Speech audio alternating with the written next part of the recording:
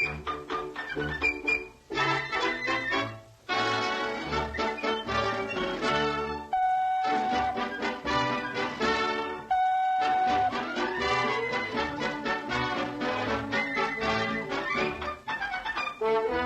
folks, this is Mark Kausler, animator, commenting on The Paneless Window Washer, originally released January 22nd, 1937, another favorite cartoon of mine, of Popeye. And this is an amazing cartoon, staging-wise, and the backgrounds are fantastic. They were all painted by a guy named Tony or Anton Loeb, and he was a master at doing atmosphere. Wait till you see the beautiful black and white backgrounds in this. They're astonishing.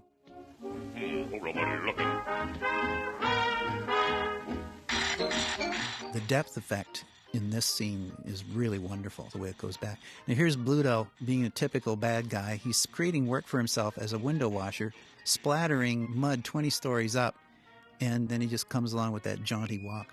Also, Gordon Sheehan and George Germanetti did a lot of the animation in this cartoon. There's some really remarkable work in it.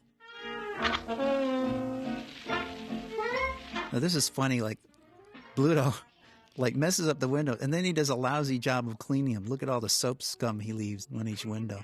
So not only is he a dirty guy, but he's incompetent at his own job.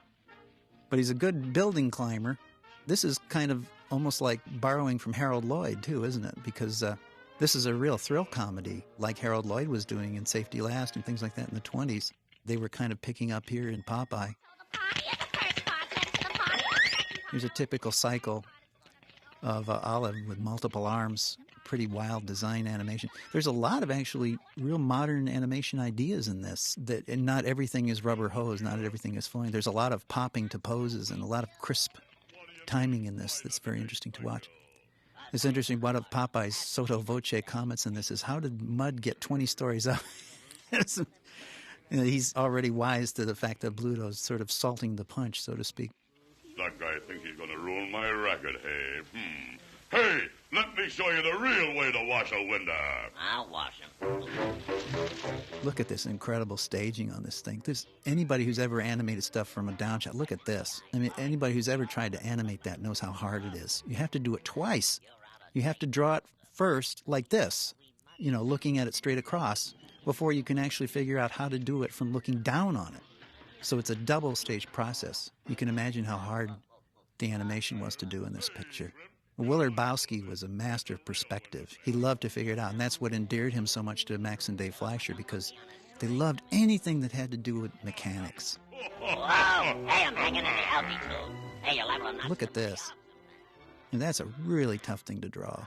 It's probably George Germanetti that did this. Get a load of this with me suspenders. I'll show you how to do it. But this is a great scene. I love this scene with the suspenders. The timing on this is great. The way he just goes from one window to another. And the sound effects are great, too, in it. I do it in swing time. Do it in swing time, yeah. Yeah, I'm watching you. But, of course, I don't see anything yet. Bluto being typically vicious, smashing Popeye's neck in the window. Hey, my head's caught. I can't get out. Oh, hey, get me out of here, somebody.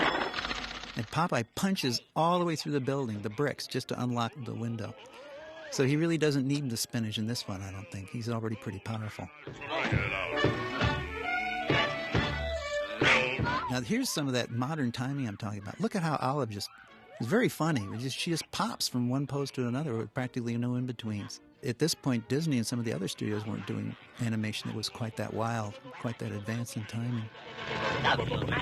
Wow! Wait, give me that sledgehammer. Climbing up really fast. I think some of the music in this is London Bridge is Falling Down. They keep playing it as sort of the danger theme while Popeye seems to be in peril for his life.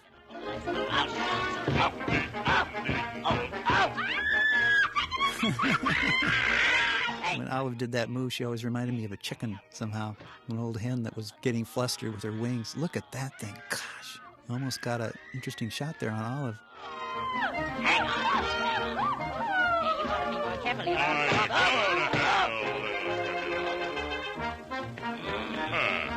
And one nasty character is where he ties him on the flagpole. The deep focus in that is really something to see, because they painted the backgrounds out of focus on purpose, just to make it, make the perspective even deeper. And here's Bluto, like, he doesn't even, is almost not motivated to choke Olive. He's supposed to be the window washer. Why is he choking her? This is not even one of the unrequited love ones. But there's like an example of the power of spinach. It actually can tie a rope. So look at that timing. I think that's George Germinetti's too. Popeye just pops from one side to the other. Up you go. Here it comes. There's cartoon physics. The force of his blows actually managed to suspend Bluto in midair practically, and that's a lot of weight. I love that scene where he's punching into the side of the building, making handholds for himself, almost like a mountain climber. This is fantastic timing. Even the effects animation of that window, the way it glints when it hits the ground, just beautiful to look at. It's a remarkable scene all on once. And in this scene, you see that the Fleischers finally exceeded the capacity of their camera. When they get in that close to Popeye and Olive, they look a little bit fuzzy. They almost ruin their own effect there. But it's a really wonderful job all the way through.